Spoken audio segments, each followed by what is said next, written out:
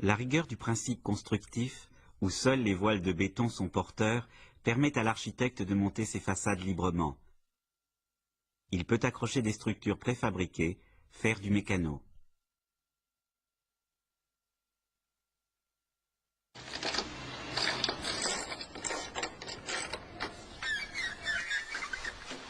Sur les façades nord, côté coursive, le mécano est fort économique.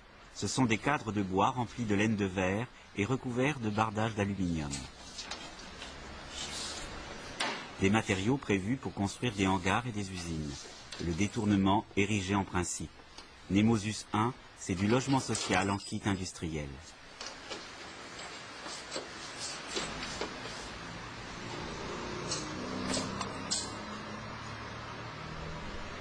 J'ai cherché une continuité stylistique, un accord direct entre les matériaux industriels, les cloisons, les marches en caillebotis, les garde-corps. Cette esthétique industrielle résulte des conditions actuelles de production du logement social. Elle n'est plus affaire de volume, mais plutôt de tension, de texture. Au lieu de s'interroger sur les rapports des pleins, des vides, et sur les jeux de volume sous la lumière, sur les couleurs de la pierre, du marbre, on s'intéresse aux reflets, on s'intéresse au contre-jour, on s'intéresse aux couleurs, à la vue de nuit, à tout ce qui est de l'ordre de la nuance, de la relation de la lumière au temps, et même à l'heure.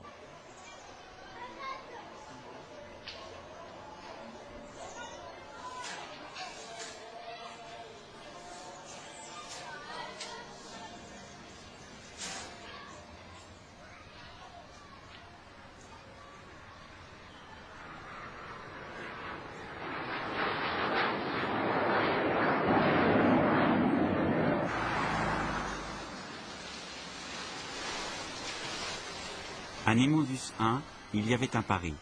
Construire plus d'espace pour le même prix. Derrière ce pari réussi, il y en avait un deuxième. Proposer au locataire une autre manière d'habiter. Lui fournir un espace de vie plus conforme à de nouvelles règles de conduite.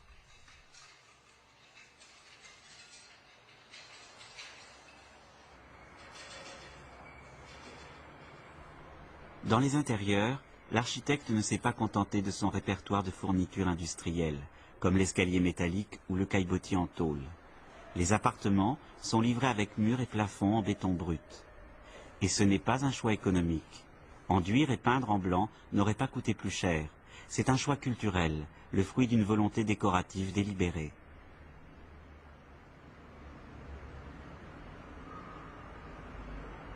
Les appartements ont un air d'inachevé, et pourtant ils sont finis. Pour que cela soit bien clair, l'architecte a souligné les défauts du béton et les traces du chantier, jusqu'au trait du maçon, qui a été redessiné dans tous les logements.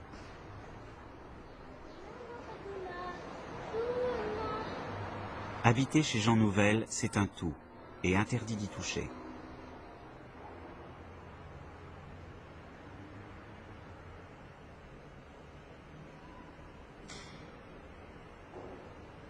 Malgré les difficultés qu'il y a à s'attaquer à du béton dans de si grands volumes, les locataires y sont allés, armés de moquettes, de papier peint, de lambris et de revêtements adhésifs.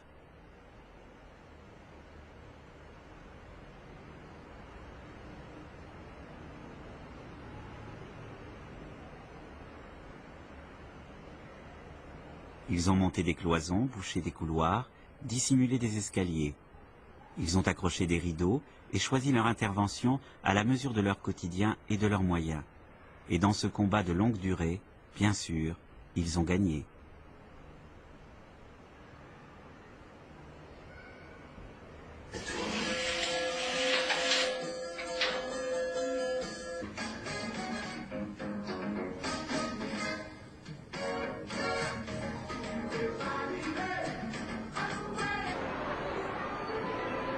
Mais il y a dans l'utopie de Nemosus 1 des réalités plus contraignantes que les rideaux fleuris et des contradictions plus lourdes de conséquences.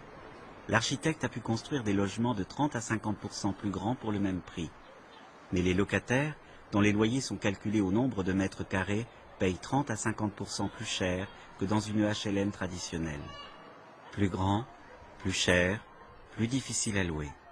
Rattrapé par le poids des contraintes sociales, Nemosus 1 reste aujourd'hui un prototype impossible.